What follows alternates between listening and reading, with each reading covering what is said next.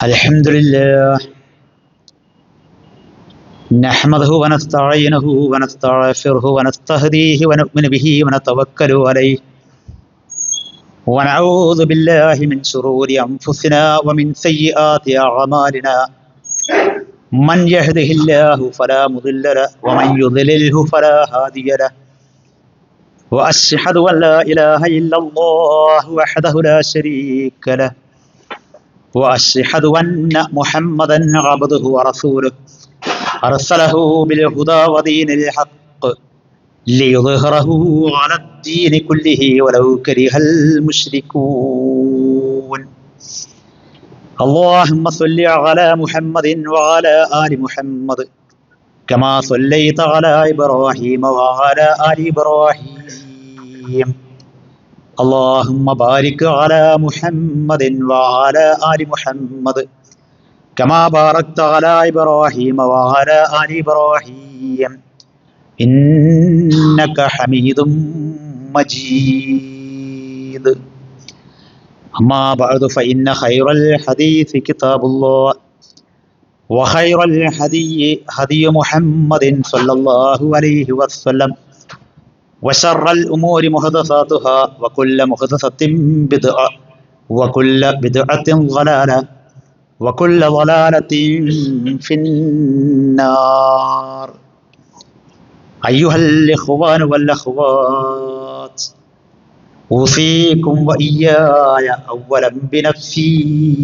بتقوى الله وقد قال الله تعالى في القرآن المجيد أعوذ بالله من الشيطان الرجيم يا أيها الذين آمنوا اتقوا الله حق تقاته ولا تموتن إلا وأنتم مسلمون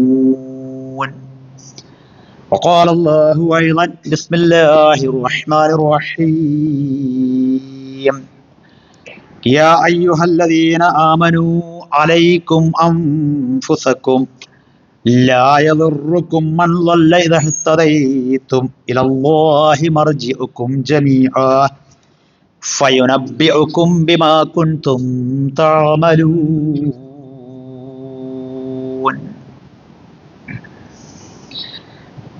സ്നേഹാദരവുകൾ നിറഞ്ഞ സഹോദരങ്ങളെ, സഹോദരിമാരെ, വിശ്വാസിനികളെ, അല്ലാഹു സുബ്ഹാനഹു വ തആല നമുക്ക് അനുവദിച്ചിട്ടുള്ള ജീവിതം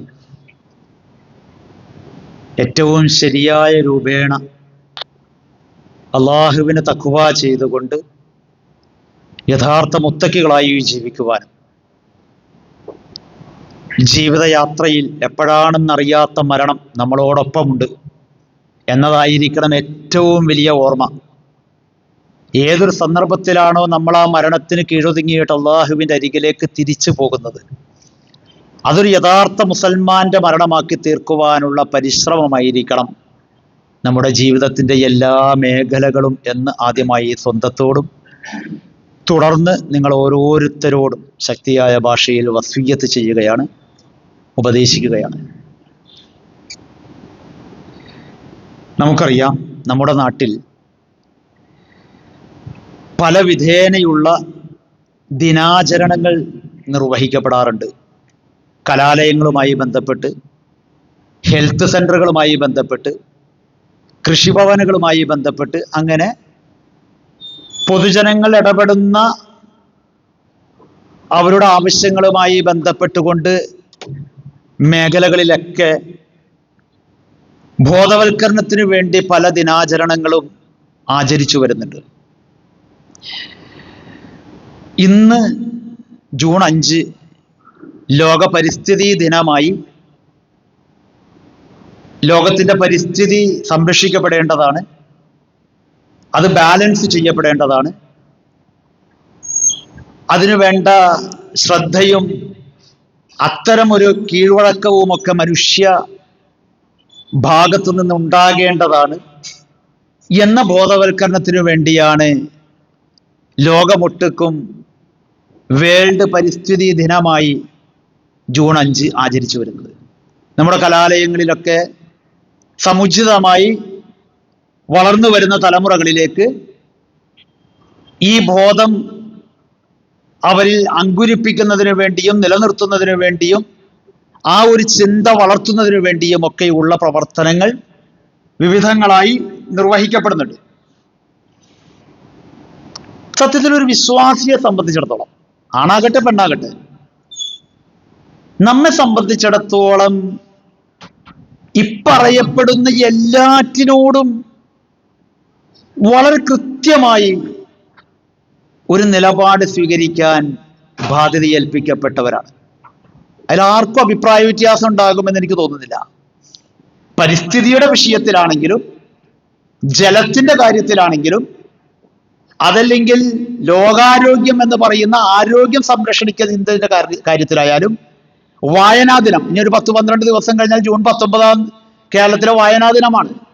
വായനയുടെ വിഷയത്തിലാണെങ്കിലും ഏത് മേഖലയിലാണെങ്കിലും വിശ്വാസിനികളെ സംബന്ധിച്ചിടത്തോളം വളരെ കൃത്യമായ ഒരു സൂക്ഷ്മതാബോധം, ഒരു ദൈവീകമായ ഒരു തഖ്വ എന്ന് പറയുന്ന അടിസ്ഥാന ബിന്ദുവിൽ നിന്നുകൊണ്ട് മാത്രമേ അവന് എന്തൊന്നിനെയും ഉപയോഗപ്പെടുത്താനും എന്തൊന്നിനെയും അവൻ യൂട്ടിലൈസ് ചെയ്യാൻ, അവന്റെ ജീവിതത്തിലേക്ക് അത് സ്വീകരിക്കുന്നിടത്ത് അതിൻ്റെതായ ഒരു കൃത്യത വളരെ കൃത്യമായിട്ട് പഠിപ്പിക്കപ്പെടുന്നുണ്ട് എന്ന കാര്യത്തിൽ നമുക്ക് ആർക്കും സംശയമില്ല.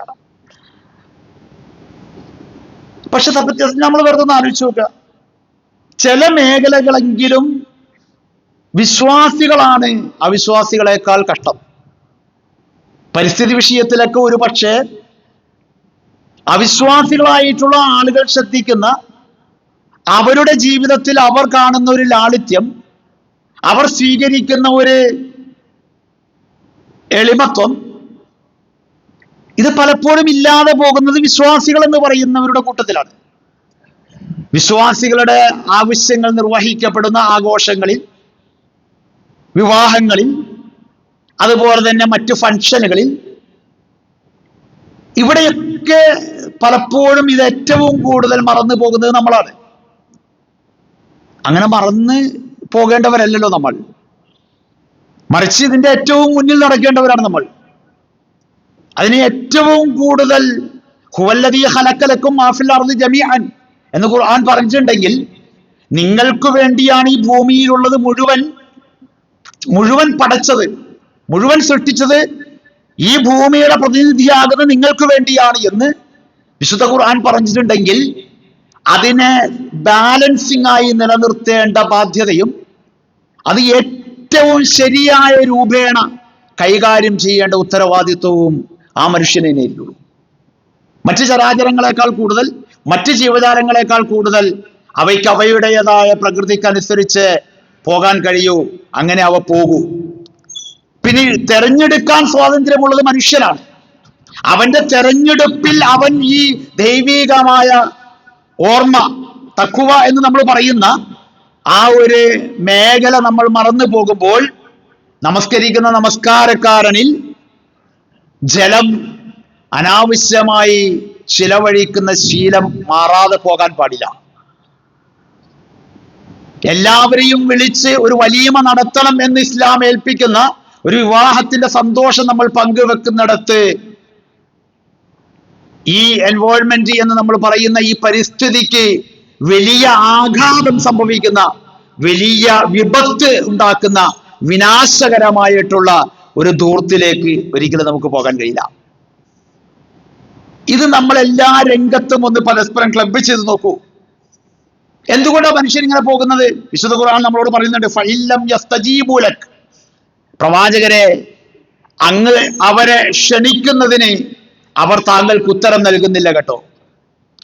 ഈ രംഗത്തേക്കൊക്കെ പ്രവാചകന്റെ നിർദ്ദേശമുണ്ട്, പ്രവാചകന്റെ കൃത്യമായ അധ്യാപനങ്ങളുണ്ട്. നമുക്ക് പലപ്പോഴും കേട്ടിട്ടുള്ളത് ഞാൻ ആവർത്തിക്കുന്നില്ല.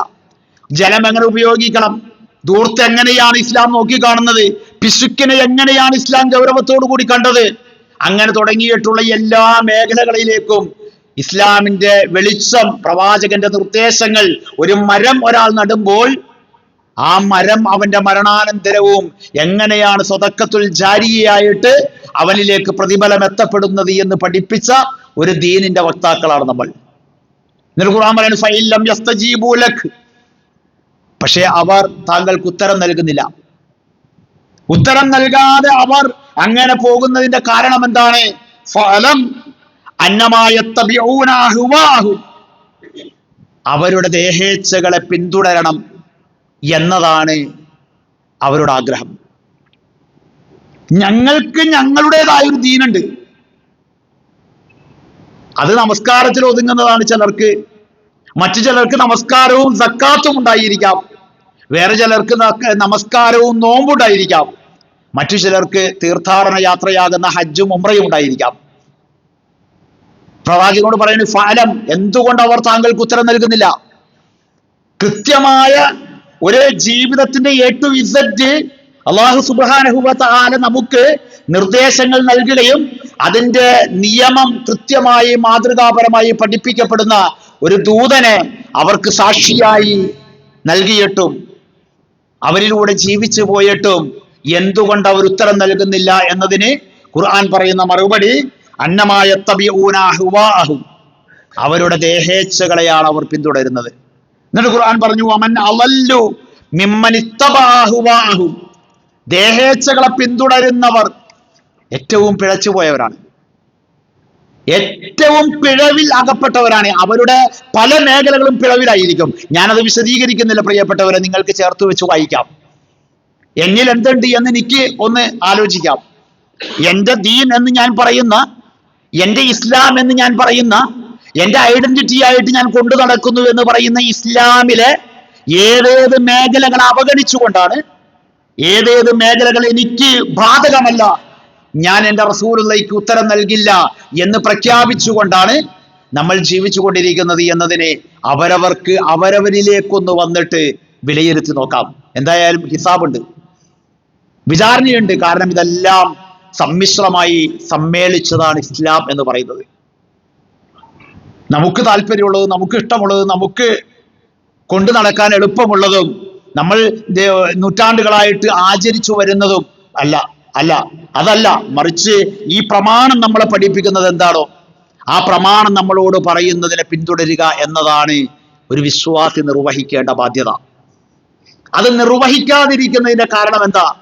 അവന്റെ വിവാഹ മേഖലയിൽ അത് കടന്നു വരുന്നില്ല എങ്കിൽ, അവന്റെ ജലത്തിന്റെ ഉപയോഗ രംഗത്ത് ആ സൂക്ഷ്മതാബോധം കടന്നു വരുന്നില്ല എങ്കിൽ, അവൻ ഈ പരിസ്ഥിതിയിൽ അവനാൽ നിർവഹിക്കപ്പെടേണ്ട ബാധ്യതകൾ അവൻ നിർവഹിക്കുന്നില്ല എങ്കിൽ തീർച്ചയായും അതിന്റെ കാരണം അവന്റെ ദേഹേച്ഛയെ അവൻ സ്വമേധയ എനിക്ക് പിന്തുടരാൻ അവകാശമുണ്ട്, ഞാൻ അതിനെ എനിക്ക് എൻ്റെ ഇഷ്ടം പോലെ ചെയ്യാൻ അവകാശമുണ്ട് എന്നവർ വിചാരിക്കുന്നത് കൊണ്ടാണ്, അല്ലയോ പ്രവാചകരെ, അവർ താങ്കൾക്ക് ഉത്തരം ചെയ്യാതെ ജീവിക്കുന്നത്. എന്നിട്ട് ഖുർആൻ പറഞ്ഞു ബിഗൈരി ഹുദം മിനല്ലാഹ്, അള്ളാഹുവിന്റെ യാതൊരുവിധ ഹുദയും അവർ ആ പിന്തുടരുന്ന വിഷയങ്ങളിൽ ഇല്ല കേട്ടോ. കേവലം അവരുടെ ദേഹേച്ഛയല്ലാതെ, കേവലം അവരുടെ ഇഷ്ടാനിഷ്ടങ്ങളല്ലാതെ, കേവലം അവരവരുടെ തോന്നിയവാസങ്ങളല്ലാതെ. ഞാൻ ഈ അർത്ഥങ്ങളൊക്കെ പറയുന്നത് ഹവ എന്ന് പറയുന്ന വാക്കാണ്. ഹവ, നമ്മുടെ തോന്നിയവാസം, നമ്മുടെ ഇഷ്ടാനിഷ്ടങ്ങൾ, നമ്മുടെ ദേഹേച്ഛകൾ, അതല്ലാതെ തീർച്ചയായും അള്ളാഹുവിന്റെ മാർഗദർശനമായി കൊണ്ട് അവൻ അവതരിപ്പിച്ചിരിക്കുന്ന അവന്റെ ഖുർആനിലോ അവന്റെ തിരുദൂതരിലോ ഒരു മാർഗദർശനവും അവരാ പിന്തുടരുന്ന കാര്യങ്ങളിൽ നിനക്ക് കാണാൻ കഴിയില്ല. എന്നിട്ട് ഖുർആൻ ആയത്തിൽ അവസാനിപ്പിച്ചുകൊണ്ട് പറഞ്ഞു ഇന്നല്ലാഹ ലാ യഹ്ദിൽ ഖൗമൽ ളാലിമീൻ, ക്രമം വിട്ട് പ്രവർത്തിക്കുന്ന ഒരു സമൂഹത്തിന് ഒരിക്കലും ഹിദായത്തിലേക്ക് വരാൻ കഴിയില്ല. വളരെ നന്നായി നമ്മൾ ശ്രദ്ധിക്കണം കേട്ടോ. ക്രമം വിട്ട് പ്രവർത്തിക്കുന്നവർ, ളാലിമ്, ശിർക്ക് ക്രമം വിട്ട പ്രവർത്തനമാണ്. അതുകൊണ്ടാണ് ഉൽമു പറഞ്ഞത്. ബിദ്അത്ത് ക്രമം വിട്ട പ്രവർത്തനമാണ്. അതുകൊണ്ടാണ് അത് തീർച്ചയായും ദീനിലുണ്ടാക്കുന്ന നവീനമായ ആചാരാനുഷ്ഠാനങ്ങൾ ശിക്ഷാർഹമായത്. ഇതുപോലെ ക്രമം വിട്ട് പ്രവർത്തിക്കുക. നമ്മുടെ വിവാഹം ക്രമം വിട്ടുപോയാൽ, നമ്മുടെ ആഘോഷങ്ങൾ ക്രമം വിട്ടുപോയാൽ, നമ്മുടെ ഉപയോഗങ്ങൾ ക്രമം വിട്ടുപോയാൽ, നമ്മൾ ഈ ഭൂമിയോട് ചെയ്യേണ്ട ബാധ്യതകൾ നിർവഹിക്കാതെ നമ്മൾ ഇതൊന്നും നമ്മുടേതായ ഇഷ്ടങ്ങൾ മാത്രമാണ് എന്ന് തീരുമാനിച്ചുകൊണ്ട് ക്രമം വിട്ടുപോയാൽ, അള്ളാഹ് പറഞ്ഞത് ഇന്നല്ലാഹ ലാ യഹ്ദി, ഹിദായത്ത് നഷ്ടപ്പെടും, സന്മാർഗം നഷ്ടപ്പെടും. നിനക്ക് നമസ്കരിക്കാം, നിനക്ക് നോമ്പ് നോക്കാം, നിനക്ക് ഹജ്ജിന് പോകാം, നീ വിചാരിക്കുന്നത് ഇതാണ് ദീൻ എന്നാണ്. ഇത് മാത്രല്ല, ഈ എല്ലാം കൂടി ചേർന്നത് എന്താണോ നമുക്കറിയാമല്ലോ. മഹാനായ പ്രവാചക തിരുമേനി സല്ലല്ലാഹു അലൈഹി വസല്ലമ പറഞ്ഞ ഈമാനിന്റെ 70-ൽ പരം ശാഖകളുണ്ട്, അല്ലെ? 70-ൽ പരം ശാഖകളുണ്ട് എന്ന് റസൂലുള്ളാഹി സ്വല്ലല്ലാഹു അലൈഹി വസല്ലമ പറഞ്ഞ അതിന്റെ ഏറ്റവും അകലയിൽ നിൽക്കുന്ന, ഉന്നതിയിൽ നിൽക്കുന്ന ഉദാത്തമായ ലാ ഇലാഹ ഇല്ലല്ലാഹ് എന്ന ഈ വിശ്വപ്രപഞ്ചത്തെക്കാൾ ഭാരമുള്ള ലാ ഇലാഹ ഇല്ലല്ലാഹയാണ് അതിന്റെ ഒന്നാമത്തേത് എങ്കിൽ അതിന്റെ ഏറ്റവും താഴേക്ക് വരുമ്പോൾ ഇമാത്തത്തുൽ അദ അനി ത്വരീഖ, അതാണ് ദീൻ, അതാണ് ദീൻ.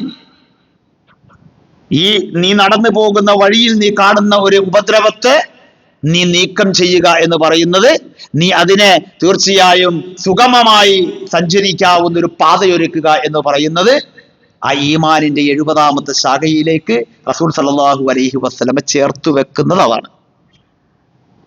ഇമാം തിർമിദി റഹ്മത്തുള്ളാഹി അലൈഹി ഉദ്ധരിക്കുന്ന ഒരു ഹദീസ് ഉണ്ട്. നമുക്ക് ചില റെസിഡൻഷ്യൽ അസോസിയേഷൻകാർക്കൊക്കെ ചില സ്വഭാവങ്ങളുണ്ട്. എന്താണെന്ന് വെച്ചാൽ അവര് വഴി വൃത്തിയാക്കും, നാട്ടുകാർ കാണുകയും ഫോട്ടോ എടുക്കുകയും അത് വാർത്തയാവുകയും ഒക്കെ ചെയ്യുന്ന സംഗതികൾക്ക് മുൻപന്തിയിൽ നിൽക്കും.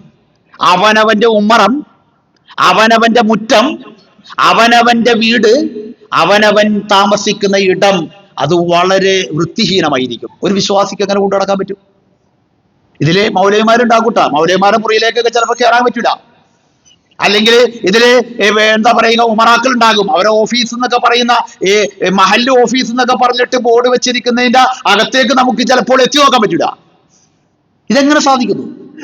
റസൂലുള്ളാഹി പറഞ്ഞു, ഇമാം തിർമിദി റഹ്മത്തുള്ളാഹി അലൈഹി ഉദ്ധരിക്കുന്ന ഹദീസിലെ നള്ളിഫു അഫ്നിയതക്കും, നിങ്ങളുടെ മുറ്റങ്ങൾ നിങ്ങൾ വൃത്തിയാക്കുക. നമ്മുടെ ഉമ്മറം നമ്മൾ വൃത്തിയാക്കണം എന്ന് പറഞ്ഞു. അത് സുന്നത്താണ്. എന്താ റവാത്തിബിന്റെ സുന്നത്ത് നിസ്കരിക്കുന്ന നമുക്ക്, രാത്രിയുടെ യാമങ്ങളിൽ എഴുന്നേറ്റ് തഹജ്ജുദ് നമസ്കരിക്കുന്ന നമുക്ക് ആ സുന്നത്ത് മനസ്സിലാവുകയും നമ്മുടെ ഉമ്മറം, നമ്മുടെ മുറ്റം അത് വൃത്തിയാക്കപ്പെടേണ്ടത് നമ്മളാലാണ് എന്ന് മനസ്സിലാക്കപ്പെടാതെ പോവുകയും ചെയ്യുന്നുവെങ്കിൽ ദീനിനെ നമ്മൾ മനസ്സിലാക്കുന്നിടത്ത് എവിടെയോ ഒരു അപജയമുണ്ട്. ആ അപജയത്തിന്റെ വലിയ ഒരു പാപം വഹിക്കുന്ന ഒരു ഉമ്മത്തായിട്ട് സമൂഹത്തിൽ ഈ ഉമ്മത്ത് ചിത്രീകരിക്കപ്പെടുകയും ചെയ്യുന്നുണ്ട്. തിരുത്തേണ്ടത് ഓരോരുത്തരുമാണ്. നമ്മൾ ഓരോരുത്തരും തിരുത്തണം. നമ്മൾ ഓരോരുത്തരും മാറ്റങ്ങൾക്ക് വിധേയമാകണം. എന്നിട്ട് അല്ലാഹു തആല പറഞ്ഞു, വലഖദ് വസ്സൽനാ ലഹുമുൽ ഖൗല, വേദവചനം അവർക്ക് തുടരെ നാം എത്തിച്ചു കൊടുത്തിട്ടുണ്ട്. എങ്ങനെയാണ് ഈ ദീനിനെ പരിപാലിക്കേണ്ടത്, എങ്ങനെയാണ് ഈ ദീനിനെ നിലനിർത്തേണ്ടത്, എങ്ങനെയാണ് ഈ ദീനിന്റെ ശരിയായ ഇസ്തിഖാമത്തോടുകൂടി മുന്നോട്ട് നയിക്കപ്പെടേണ്ടത് എന്ന് വലഖദ് വസ്സൽന, നാം തുടരെ നാം എത്തിച്ചു കൊടുത്തിട്ടുണ്ട്. തീർച്ചയായും ലഹും, ആ ജനതയ്ക്ക്, മനുഷ്യവർഗത്തിന്, അൽ ഖൗല, വേദവചനത്തിലൂടെ. എന്നിട്ട് ഖുർആൻ ആയത്ത് അവസാനിപ്പിച്ചത് ലഅല്ലഹും യതസക്കറൂൻ, ആലോചിക്കുന്നവർക്ക് ആലോചിക്കാൻ വേണ്ടിയാണ് ഇതെല്ലാം നാം പറയുന്നത്. ഏത് ഹവയെ അല്ല പിൻപറ്റേണ്ടത്, ദേഹേച്ഛയെ അല്ല പിൻപറ്റേണ്ടത്, നമ്മുടെ തോന്നിവാസങ്ങളെ അല്ല പിൻപറ്റേണ്ടത്. നേരെ മറിച്ച് നമ്മൾ പിൻപറ്റേണ്ടത് അള്ളാഹുവിന്റെ ഹുദയെയാണ് എല്ലാ രംഗത്തും. അത് മനസ്സിലാക്കിയാൽ നമുക്ക് എല്ലാ രംഗവും മനസ്സിലാകും. ഇസ്ലാം ഇങ്ങനെ സമഗ്രമാണോ? ഇസ്ലാം ഇങ്ങനെ ഇസ്ലാമിന്റെ സമഗ്രത എന്ന് പറയുന്നത് ഒരു മനുഷ്യ ജീവിതത്തിന്റെ കടന്നു പോകുന്ന വഴികളിലേക്കെല്ലാം ഉള്ള നിർദ്ദേശങ്ങളിൽ വളരെ കൃത്യമാണ്. അതിൽ പിന്നെ അതുണ്ടോ, അതിൽ പിന്നെ ഇതുണ്ടോ, അത് അങ്ങനെ ഒന്നും നമ്മൾ ചർച്ച ചെയ്യേണ്ടതില്ല. ഇസ്ലാം ഒരു മനുഷ്യ ജീവിതം കടന്നു പോകുന്ന എല്ലാ മേഖലകളിലും ഇസ്ലാം സമഗ്രമാണ്. ഇസ്ലാം അത് കൃത്യമായി അതിന്റെ നിർദ്ദേശങ്ങൾ അതിന്റെ വേദവചനങ്ങളിലൂടെ തുടരെ നാം അവർക്ക് അവതരിപ്പിച്ചു കൊടുത്തിട്ടുണ്ട്, നാം എത്തിച്ചു കൊടുത്തിട്ടുണ്ട്. അവർ ആലോചിക്കണമെന്ന് മാത്രം. അവർ കുറ്റാലോചിക്കാൻ വേണ്ടിയാണ് ഈ വേദവചനങ്ങൾ അല്ലാഹു തആല അവർക്ക് നൽകിയത് എന്ന് നമ്മളെ പഠിപ്പിക്കുകയാണ്. ഇനി നമ്മൾ മറ്റൊരു വിഷയത്തിലേക്ക് ഒന്ന് കടന്നു വരാം. ഞാൻ ഓതി വെച്ചൊരായത്തുണ്ട്, അത് സൂറത്തുൽ മാഇദയിലാണ്, 5-ാമത്തെ അധ്യായമാണ്, അതിന്റെ 105-ാമത്തെ വചനം. എന്താണ് വിഷയം? വിശ്വാസികളെയാണ് വിളിക്കുന്നത്. യാ അയ്യുഹല്ലദീന ആമനു, അല്ലയോ വിശ്വാസികളെ, അലൈക്കും അൻഫുസക്കും, നിങ്ങൾക്ക് നിങ്ങളുടെ കാര്യത്തിൽ ഒരു ശ്രദ്ധ വേണം കേട്ടോ. നിങ്ങൾക്ക് നിങ്ങളുടെ കാര്യത്തിൽ ഒരു ശ്രദ്ധ വേണം. വിചാരണ ഇൻഡിവിജ്വൽ ആണല്ലോ. നമ്മൾ ഓരോരുത്തരും ഒറ്റക്കൊറ്റക്കാണ് റബ്ബിന്റെ മുന്നിലേക്ക് ചെല്ലേണ്ടത്. അതാണ് പറഞ്ഞത്. അവന്റെ കല്യാണം അങ്ങനെ ആയിരുന്നല്ല, ഇവന്റെ വിവാഹം ഇങ്ങനെ ആയിരുന്നല്ല, അവന്റെ ആഘോഷം അങ്ങനെ ആയിരുന്നല്ല, അവന്റെ റിട്ടയർമെന്റ് ഇങ്ങനെ ആയിരുന്നല്ല എന്ന് പറയരുത്. അത് പറയണേ അലൈക്കും അൻഫുസക്കും, അവരവർക്കാണ് ഉത്തരവാദിത്വം അവരവരുടെ കാര്യത്തിൽ. ഇതെല്ലാ മേഖലയിലും ഓർത്താൽ മതി. എല്ലാ മേഖലകളിലും നമ്മളിതൊന്ന് കൃത്യമായി ഓർത്തു വെച്ചാൽ മതി. നമുക്കാണ് വിചാരണ. അവനവനാണ് അവനവന്റെ കാര്യത്തിൽ ഉത്തരവാദിത്തമുള്ളത്. അതുകൊണ്ട് അവനവനൊരു ശ്രദ്ധ വേണം കേട്ടോ. എന്നിട്ട് ഖുർആൻ പറഞ്ഞു, ലാ യദുറുക്കും മൻ ളല്ല ഇദ ഹതദൈതും, നിങ്ങൾ ഇസ്ലാമിന്റെ ഹിദായത്തിലാണോ ഒരാൾക്കും നിങ്ങളെ ദ്രോഹിക്കാൻ കഴിയില്ല. അതാണ് ഖുർആൻ പ്രയോഗം. ലാ യദുറുക്കും, നിങ്ങൾക്ക് ഒരു ഉപദ്രവവും വരുത്താൻ കഴിയില്ല. മൻ, ഒരുവനും. ലോകത്തെ എന്ത് വലിയ കണ്ടുപിടുത്തങ്ങളോ എന്ത് വലിയ ആധുനികമായ ടെക്നോളജികളോ എന്തോ ആരുടെ കയ്യിലുണ്ടായിക്കോട്ടെ, ഇദഹ്തദൈതും, നിങ്ങൾ പോകുന്നത് ദൈവികമായ ഹുദയിലാണോ? ജീവിതത്തിന്റെ എല്ലാ മേഖലകളും നമുക്ക് മുന്നോട്ട് പോകാനുള്ള വേദവെളിച്ചമുണ്ട്, അല്ലെങ്കിൽ നമുക്ക് പോകാനുള്ള സന്മാർഗ ദർശനമുണ്ട്. ഞാൻ അതിലൂടെ പോകുള്ളൂ, ഞാൻ അങ്ങനെ പോകുള്ളൂ, ഞാൻ അങ്ങനെ തന്നെയാണ് മുന്നോട്ട് പോകുന്നത്, കാരണം എനിക്ക് എൻ്റെ കാര്യത്തിൽ ഒരു ശ്രദ്ധ ഉണ്ട് എന്ന് ആർക്കുണ്ടോ ആ ശ്രദ്ധ, ഒരാൾക്കും നിങ്ങളെ ദ്രോഹിക്കാൻ കഴിയില്ല. എന്നിട്ട് ഖുർആൻ ആ ആയത്തിൽ അവസാനിപ്പിച്ചുകൊണ്ട് പറഞ്ഞു, ഇലല്ലാഹി മർജിഉക്കും ജമീഅൻ, എല്ലാ കാര്യങ്ങളും അള്ളാഹുവിലേക്ക് അവസാനം മടക്കപ്പെടും. അത് ലോകത്ത് നടക്കുന്ന യുദ്ധങ്ങളായാലും, അതല്ല ലോകത്ത് നടക്കുന്ന സമാധാന പ്രവർത്തനങ്ങളായാലും, അങ്ങനെ വേണ്ട എന്ത് കാര്യങ്ങളാണോ എല്ലാം അള്ളാഹുവിലേക്കാണ് അവസാനം. മുഴുവൻ കാര്യങ്ങളും അള്ളാഹുവിലേക്ക് മടക്കപ്പെടും. എന്നിട്ട് അള്ളാഹു തആല പറഞ്ഞു, യുനബ്ബിഉക്കും ബിമാ കുൻതും തഅമലൂൻ, നിങ്ങൾ പ്രവർത്തിച്ചതിനെ കുറിച്ച് അള്ളാഹു നിങ്ങൾക്ക് കൃത്യമായി വിവരം ധരിപ്പിക്കും. നിങ്ങൾക്ക് എവിടെയാണ് പാളിച്ച സംഭവിച്ചത്, എവിടെയാണ് നിങ്ങൾക്ക് നിങ്ങളുടെ കാര്യത്തിൽ ശ്രദ്ധയില്ലാതെ പോയത്. നമസ്കാരത്തിൽ ശ്രദ്ധ ഉണ്ടായിരുന്നു, നോമ്പിൽ ശ്രദ്ധ ഉണ്ടായിരുന്നു, പക്ഷേ അള്ളാഹു തആല നമുക്ക് വെച്ച ജീവിതത്തിന്റെ വേറെ പല മേഖലകളിൽ നിങ്ങൾക്ക് ശ്രദ്ധ ഉണ്ടായില്ല. നിങ്ങൾ ദൂർത്ത് കാണിച്ചിട്ടുണ്ട്, നിങ്ങൾ പിശുക്ക് കാണിച്ചിട്ടുണ്ട്, നിങ്ങളെ ആർഭാടം കാണിച്ചിട്ടുണ്ട്, നിങ്ങൾ പൊങ്ങച്ചം കാണിച്ചിട്ടുണ്ട്, നിങ്ങൾ മുഖ്താര്, നിങ്ങളെ പ്രൗഢി കാണിക്കാൻ വേണ്ടി, ഐഹികമായ പ്രൗഢി കാണിക്കാൻ വേണ്ടിയുള്ള പലതും നിങ്ങൾ എടുത്തു വെച്ചിട്ടുണ്ട്. അവിടെ നിങ്ങൾക്ക് ശ്രദ്ധ ഉണ്ടായില്ല. അങ്ങനെ ഓരോരുത്തരും പ്രവർത്തിച്ച ഓരോ കാര്യങ്ങളും അല്ലാഹു സുബ്ഹാനഹു വ തആല നമ്മളെ വിവരം ധരിപ്പിക്കുകയും ചെയ്യും എന്ന് പറയുന്ന ആയത്താണ് സൂറത്തു മാഇദയിലെ 105-ാമത്തെ ആയത്ത്. അപ്പൊ ഈ ആയത്തിനെ കുറിച്ച് സ്വഹാബാക്കളുടെ ഇടയിൽ ഈ ആയത്ത് പലപ്പോഴും സിദ്ദീഖുൽ അക്ബർ റളിയല്ലാഹു അൻഹു തന്റെ ജനതയെ ഇടക്കിടക്ക് കേൾപ്പിക്കുമായിരുന്നു. അദ്ദേഹം അമീറുൽ മുഅ്മിനീൻ ആയതിനു ശേഷം ഇടക്കിടക്ക് അദ്ദേഹം ജനങ്ങളോട് പറയും, ഖുർആനിൽ ഇങ്ങനെ ഒരു ആയത്ത് നിങ്ങൾ കേട്ടിട്ടില്ലേ, യാ അയ്യുഹല്ലദീന ആമനു അലൈക്കും അൻഫുസക്കും, നിങ്ങളുടെ കാര്യത്തിൽ നിങ്ങൾക്കൊരു ശ്രദ്ധ വേണം കേട്ടോ എന്ന ആയത്ത് നിങ്ങൾ കേട്ടിട്ടില്ലേ എന്ന് സിദ്ദീഖുൽ അക്ബർ റളിയല്ലാഹു അൻഹു തന്റെ ജനതയെ ഇടക്കിടക്ക് അദ്ദേഹം കേൾപ്പിച്ചുകൊണ്ടിരിക്കുമായിരുന്നു. മഹാനായ അബൂ സഅലബത്തുൽ ഖുശ്നി റളിയല്ലാഹു അൻഹു പറയണേ, എന്റെ അരികിൽ ഒരു താബിയായ മനുഷ്യൻ വന്നു. എന്നിട്ട് ആ മനുഷ്യൻ എന്നോട് ചോദിച്ചു, അല്ലയോ അബൂ സഅലബത്ത്, ഈ യാ അയ്യുഹല്ലദീന ആമനു അലൈക്കും അൻഫുസക്കും എന്ന് ഖുർആനിൽ ഒരു ആയത്തുണ്ട്. എന്താണ് ആയത്തിന്റെ വിവക്ഷ? എന്താണ് ആ ആയത്ത് കൊണ്ട് ഉദ്ദേശിക്കപ്പെടുന്നത്? നിങ്ങളുടെ കാര്യത്തിൽ നിങ്ങൾക്കൊരു ശ്രദ്ധ വേണം, നിങ്ങളുടെ കാര്യത്തിൽ നിങ്ങൾക്കൊരു ഉത്തരവാദിത്വം വേണം, അവനവന്റെ നഫ്സിന്റെ കാര്യത്തിൽ അവനവന് ഒരു ഉത്തരവാദിത്വം വേണം വിശ്വാസികളെ എന്നുള്ള പറയുന്നു. എന്ന് പറഞ്ഞാൽ എന്താണ്? അപ്പൊ മഹാനായ അബൂ സഅലബത്തുൽ ഖുശ്നി റളിയല്ലാഹു അൻഹു പറയണേ, ഞാനിത് പ്രവാചകരോട് ചോദിച്ചതാണ്. പ്രവാചകരെ ഖുർആനിൽ ഇങ്ങനെ ഒരു ആയത്തുണ്ടല്ലോ, ആ ആയത്ത് എന്താണ് ഉദ്ദേശിക്കുന്നത് എന്ന് ഞാൻ മഹാനായ പ്രവാചക തിരുമേനി സല്ലല്ലാഹു അലൈഹി വസല്ലമയോട് ചോദിച്ചതാണ്. അപ്പൊ റസൂലുള്ളാഹി അവിടുന്ന് പഠിപ്പിച്ചു. അപ്പൊ റസൂലുള്ളാഹി പഠിപ്പിച്ചതായിട്ടാണ് പിന്നെ ഹദീസുകളിൽ ഈ സംഭവം പറയുന്നത്. എന്താണ് ആ ആയത്ത് കൊണ്ട് മനസ്സിലാക്കേണ്ടത്? ബലിഅ്തമിറൂ ബിൽ മഅറൂഫ്, നന്മ കൽപ്പിക്കണം. സമൂഹത്തിൽ നടക്കുന്ന തിന്മ അത് വ്യാപകമായി എന്ന് പറഞ്ഞുകൊണ്ട് നമ്മൾ നന്മയെ ഒരിക്കലും അവഗണിക്കരുത് കേട്ടോ. നന്മ ആളുകളോട് കൽപ്പിച്ചുകൊണ്ടിരിക്കണം. വതനാഹു അനിൽ മുൻകർ, ആളുകൾ ചെയ്തുകൊണ്ടിരിക്കുന്ന തിന്മ വിരോധിക്കുകയും വേണം.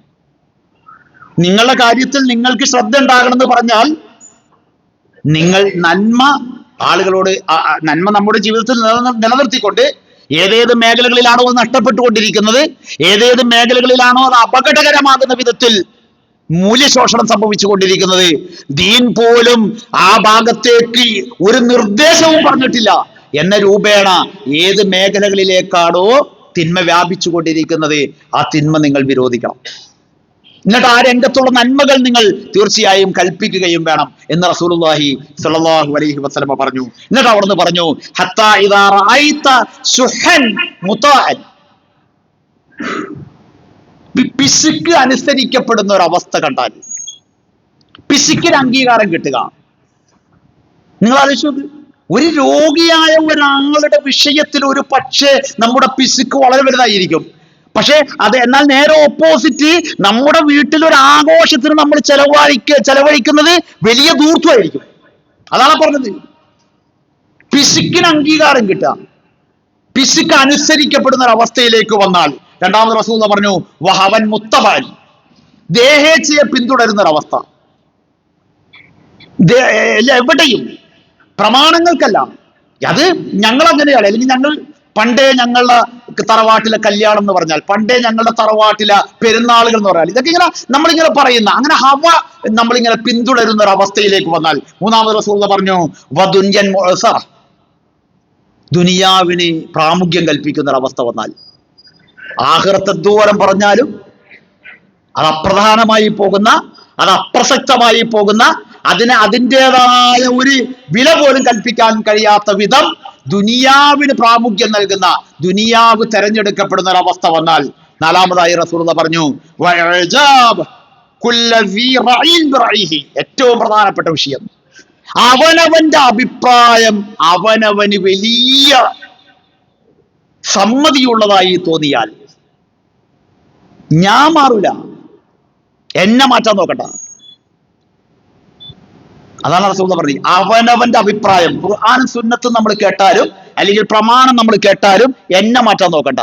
ഞാൻ പണ്ട് ഒളു എടുക്കുമ്പോ ഇങ്ങനെയാണ് പൈപ്പ് തുറക്കാറ്, ഞാൻ പണ്ട് ഇങ്ങനെയാണ് എന്റെ വണ്ടി എന്നൊക്കെ പറയും. അങ്ങനല്ലേ? എന്താണ് മനുഷ്യന്മാര്? അല്ലാഹു റസൂൽ പറയണേ, ഈ ആയത്ത് നിങ്ങൾക്കൊരു ശ്രദ്ധ ഉണ്ടാകണം എന്ന് പറഞ്ഞാല് അവനവന്റെ അഭിപ്രായം അത് വലിയ ഒരു സംഗതിയായി അതിൽ 100 മേനി നടിച്ച് ആ അഭിപ്രായത്തിലെ പിന്തുടരുന്ന ഒരു അവസ്ഥ നീ കണ്ടാൽ, ഇത് പണ്ഡിതന്മാർക്ക് ഉണ്ടോ ഈ അവസ്ഥയൊക്കെ? ഞാനത് ചേർത്ത് പറയുന്നത് നിങ്ങൾ വിചാരിക്കേണ്ട പറയുന്ന ആൾക്കാരിൽ നിന്ന് വ്യത്യസ്തമാണെന്നല്ല. പലവർക്കും അവരവരുടേതായിട്ടുള്ള സംഗതികൾ ഭയങ്കര സംഭവമായിട്ട് കൊണ്ടു നടക്കുന്ന പലരുണ്ട്. നിൽക്കട്ടെ, എന്നിട്ട് റസൂലുള്ളാഹി പറഞ്ഞു അലൈക ബിഹാസത്തിൻ നഫ്സിക്, അങ്ങനത്തെ ഒരു അവസ്ഥ നീ കണ്ടാലുണ്ടല്ലോ, നിന്റെ കാര്യത്തിൽ പ്രത്യേകമായ ഒരു ശ്രദ്ധ നിനക്ക് വേണം. സമൂഹം വളരെ മോശമായി കൊണ്ടിരിക്കുന്നു, സമൂഹം അങ്ങേയറ്റം മോശമായ ഒരു അവസ്ഥയിലേക്കാണ് പോകുന്നത്. ആ ഒഴുക്കിനനുസരിച്ചല്ല കേട്ടോ നീ പോകേണ്ടത്. ഫഅലൈക ബിഹാസത്തിൻ നഫ്സിക, നിന്റെ നഫ്സിന്റെ കാര്യത്തിൽ പ്രത്യേകമായ ഒരു കരുതൽ നിനക്ക് വേണം എന്ന് റസൂലുള്ളാഹി പറഞ്ഞു. എന്നിട്ട് പറഞ്ഞു വദഇൽ അവാമ, പൊതുജനങ്ങളെ ഒരു പക്ഷെ നീ തൽക്കാലം ഒഴിവാക്കേണ്ടി വരും. അവരോടൊപ്പം കൂടിച്ചേർന്നാൽ ആ തിന്മയിൽ നിന്ന് നിനക്ക് വിട്ടു നിൽക്കാൻ, അവരോടൊപ്പം നീ ഇഴുകിച്ചേർന്നാൽ ആ തെറ്റിൽ നിന്ന് ഒരു പക്ഷേ നിനക്ക് ഒഴിഞ്ഞു നിൽക്കാൻ കഴിഞ്ഞോളുന്നില്ല. അതുകൊണ്ട് പതുക്കെ നീ നിന്റെ തടി സലാമത്താക്കിക്കൊണ്ട് നീ തീർച്ചയായിട്ടും ഒരു ശ്രദ്ധയോടുകൂടി നീ മാറണം. ആ പൊതുജനത്തെ നീ ഒഴിവാക്കി വിടേണ്ടി വരും. രണ്ടാമത് റസൂലുള്ളാഹി പറഞ്ഞു ഫഇന്ന മിൻ വറായിക്കും അയ്യാമൻ, നിങ്ങളുടെ പിന്നിൽ വരാനുള്ള ചില നാളുകളുണ്ട്. അങ്ങനത്തെ ഒരു കാലം വന്നു കഴിഞ്ഞാൽ ചില ദിനരാത്രങ്ങൾ, ചില നാളുകളുണ്ട് നിങ്ങളുടെ പിന്നിൽ വരാനുള്ളത്. എന്താണ് ആ നാട്? അസ്വബ്റു ഫീഹിന്ന, ക്ഷമയാണ് ആ നാളുകളിൽ ഏറ്റവും അനിവാര്യമായി വേണ്ടത്. ആളുകൾ കളിയാക്കും, ആളുകൾ പിശുക്കെന്ന് പറയും. നിങ്ങൾ ആലോചിച്ച് നോക്ക്, കളമശ്ശേരി മെഡിക്കൽ കോളേജിൽ കിടക്കുന്ന ഒരു രോഗിക്ക് നമ്മൾ 10,000 കൊണ്ടുപോയി ആരും അറിയാതെ വെച്ചു കൊടുക്കുന്നത് ആരും കണ്ടോളുന്നില്ല. നിങ്ങളുടെ മകന്റെ ഒരു നിക്കാഹോ നിങ്ങളുടെ മകളുടെ ഒരു നിക്കാഹോ നിങ്ങൾ ലളിതമായി നടത്തി നോക്ക്, എന്തൊരാക്ഷേപം ഉണ്ടാകും, എന്തെല്ലാം ആക്ഷേപങ്ങൾ കേൾക്കേണ്ടി വരും. അതാ റസൂലുള്ളാഹി പറയുന്നത്, തീർച്ചയായും അസ്വബ്റു ഫീഹിന്ന, ക്ഷമയാണ് കേട്ടോ ആ നാളുകളിൽ നിങ്ങൾക്ക് ഉണ്ടാകേണ്ടത്. അങ്ങനത്തെ നാളുകൾ വരും. മിസ്ലൽ ഖബലി അലൽ ജംറ്, തീക്കട്ടയിൽ പിടിച്ചവനെ പോലെയാകും ദീനിനെ പിടിച്ചവന്റെ അവസ്ഥ. ദീൻ മുറുകെ പിടിച്ചവന്റെ അവസ്ഥ ഓരോ മേഖലയിലും ഓരോ രംഗത്തും ദീൻ മുറുകെ പിടിച്ചവന്റെ അവസ്ഥ തീക്കട്ടയിൽ പിടിച്ചവന്റെ പോലെയാകും. റസൂലുള്ളാഹി പറഞ്ഞു, അന്ന് പ്രവർത്തിക്കുന്നവന്, ഇസ്ലാം അനുസരിച്ച് പ്രവർത്തിക്കുന്നവന് 50 പേരുടെ പ്രതിഫലമുണ്ട് കേട്ടോ. കേട്ടുനിന്ന സ്വഹാബത്ത് അമലൂന മിസ്ല അമലക്കും, നിങ്ങളിൽപ്പെട്ട ഓരോരുത്തരും പ്രവർത്തിക്കുന്ന 50 പേരുടെ പ്രതിഫലമുണ്ട് അന്ന് ദീനനുസരിച്ച് ഓരോ മേഖലയിലും പ്രവർത്തിക്കുന്നവർക്ക് എന്ന് റസൂലുള്ളാഹി പറഞ്ഞപ്പോൾ ഖീല, റസൂലുള്ളാഹിയോട് ചോദിച്ചു സഹാബ, യാ റസൂലല്ലാഹ്, അല്ലാഹുവിന്റെ ദൂതരെ, അജ്റു 50 മിൻകും വമിൻകും, ഞങ്ങളിൽ 50 പേരുടെ പ്രതിഫലമാണോ അതല്ല അക്കാലഘട്ടത്തിൽ ജീവിച്ചിരിക്കുന്നവരിൽ 50 പേരുടെ പ്രതിഫലമാണോ? സ്വഹാബത്തിന്റെ സംശയമായിരുന്നു. ഞങ്ങള് ഹിജറ ചെയ്തവരാ, ഞങ്ങൾ ബദർ കണ്ടവരാ, ഞങ്ങൾ ഉഹുദിൽ പങ്കെടുത്തവരാ, ഞങ്ങളിൽ 50 ആളുകൾ പ്രവർത്തിച്ച പ്രതിഫലം അക്കാലഘട്ടത്തിൽ പ്രവർത്തിക്കുന്നവരുണ്ടാകുമെന്നാണോ? വമിൻകും, അതല്ല അവരുടെ കൂട്ടത്തിൽ 50 ആളുകളുടെ പ്രതിഫലം ആ നാളിൽ ദീനിനെ സ്വീകരിച്ചവർക്ക് ഉണ്ടാകുമെന്നാണോ എന്ന് ഞങ്ങൾ റസൂലുള്ളാഹിയോട് ചോദിച്ചപ്പോൾ ഖാല, റസൂലുള്ളാഹി പറഞ്ഞു, ഇല്ല, ഒരു സംശയവും വേണ്ട കേട്ടോ, ബൽ അജ്റു 50 മിസ്ലക്കും, നിങ്ങളിൽ 50 ആളുകൾ പ്രവർത്തിച്ച പ്രതിഫലമാണ് അന്ന് ആ ദീനിനെ മുറുകെ പിടിച്ചുകൊണ്ട് ഓരോ മേഖലകളിലും ജീവിക്കുന്നവർക്ക് അല്ലാഹു സുബ്ഹാനഹു വ തആല രേഖപ്പെടുത്തുക, പ്രതിഫലമായി നൽകുക എന്ന് മഹാനായ പ്രവാചക തിരുമേനി സ്വല്ലല്ലാഹു അലൈഹി വസല്ലമ ഈ ആയത്തിന്റെ വിശദീകരണമായി യാ അയ്യുഹല്ലദീന ആമനു അലൈക്കും അൻഫുസക്കും, അവനവന്റെ കാര്യത്തിൽ ഒരു ശ്രദ്ധ വേണം കേട്ടോ എന്ന് പറയുന്ന ആയത്തിന്റെ വിശദീകരണമായി പഠിപ്പിച്ചത് ഇമാം തിർമിദി റഹ്മത്തുള്ളാഹിയുടെ സുനനിൽ നമുക്ക് വായിക്കാൻ കഴിയും. എനിക്കിതേ എന്നോടും നിങ്ങളോടും പറയാനുള്ളൂ. നമ്മൾ അള്ളാഹുവിന്റെ ദീനിലാണ് ഉള്ളത് എങ്കിൽ ആ ദീൻ നമ്മളോട് നിഷ്കർഷിക്കുന്ന എല്ലാ മേഖലകളും ശ്രദ്ധിക്കുക, എല്ലാ മേഖലകളിലും നമ്മൾ കൃത്യമായി മാതൃകയുള്ളവരാവുക. അപ്പൊ എളുപ്പമാണ് ദീനിന്റെ ദഅവത്തും, അതിനേക്കാൾ എളുപ്പമാണ് ഈ ദീനിനെ മനസ്സിലാക്കാൻ ആളുകൾ തയ്യാറാകുന്ന അവസ്ഥാവിശേഷങ്ങളും. നമ്മൾ ഭാഗികമായി പോകുന്നത് കൊണ്ട്, ഒരു ഭാഗത്തേക്ക് മാത്രം പോകുന്നത് കൊണ്ട് മറുഭാഗം ഒരു നിർദ്ദേശവുമില്ലാത്ത രൂപത്തിലോ അല്ലെങ്കിൽ നമ്മുടെ തോന്നിയവാസങ്ങൾക്കനുസരിച്ചും നമ്മുടെ ദേഹേച്ഛകൾക്കനുസരിച്ചും അള്ളാഹുവിന്റെ ഹുദയെ നമ്മൾ അവഗണിക്കുന്നത് കൊണ്ട് ഈ ദീനിനുണ്ടാകുന്ന പരിക്ക് വളരെ വലുതാണ്. അത് എൻ്റെ ഭാഗത്തു നിന്നുണ്ടാകില്ല എന്ന് എനിക്ക് എൻ്റെ കാര്യത്തിൽ ഒരു ശ്രദ്ധ നമുക്ക് ഓരോരുത്തർക്കും നമ്മുടെ കാര്യത്തിൽ, നമ്മുടെ കുടുംബത്തിന്റെ കാര്യത്തിൽ നാം ഒത്തൊരുമിച്ച് കൂടുന്ന നമ്മുടെ കൂട്ടായ്മയിൽ ഉണ്ടായാൽ ഈ ദീൻ കുറേയും കൂടി സുന്ദരമാകും. അല്ലാഹു സുബ്ഹാനഹു വ തആല കാര്യങ്ങളെ അതിൻ്റെ ശരിയായ രൂപത്തിൽ മനസ്സിലാക്കി നമുക്ക് ഓരോരുത്തർക്കും നമ്മുടെ കാര്യത്തിൽ കൃത്യമായ ശ്രദ്ധയോടുകൂടി പാരത്രിക ലോകത്തേക്ക് നമ്മൾ ഒറ്റയായിട്ട് പോകുന്ന, അവിടേക്ക് നമുക്ക് പ്രയോജനം ചെയ്യുന്ന ഒരവസ്ഥയിൽ നിർവഹിച്ച് മരണപ്പെട്ടു പോകാനുള്ള മഹാസൗഭാഗ്യം നൽകി അള്ളാഹു നമ്മളെ എല്ലാവരെയും അനുഗ്രഹിക്കുന്നു.